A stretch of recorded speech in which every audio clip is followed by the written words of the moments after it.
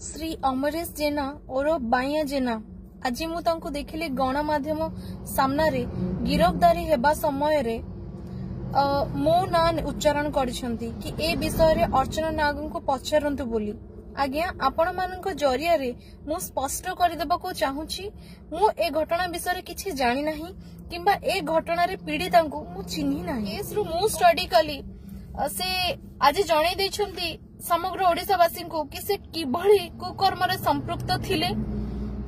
एवं आउ गोटे कथा इम्पोर्टेंट कथा हैला कि सी जो मो ना नहीं कि उच्चारण करछंती कि अर्चना नाग को पचारंतु बोली से एइतिरे स्पष्ट कर दउछंती कि सी मो प्रति हेइतिबा अन्याय अत्याचार एवं केस रो संपूर्ण मास्टरमाइंड और सी मो घटना रे संपृक्त थिले।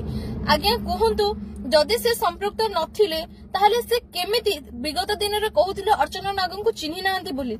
आज से जानि गले अर्चना नाग किए बोली।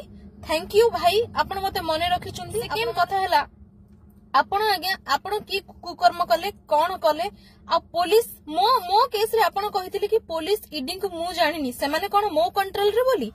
आज कोन आज्ञा पुलिस मो कंट्रोल रे ना सरकार मो कंट्रोल रे। आज्ञा मते ब्लैकमेलर रो आख्या देइथिबा मु अर्चना नाग सही अर्चना नाग मु कहा को कोन कंट्रोल रे आनी परिबी। आपण आपनकर करिथिबा कर्मर फल भोगुचंती भाई। आपण सुधरी जांतु आ अपनिंदा अपजस भौणी को दियंतु।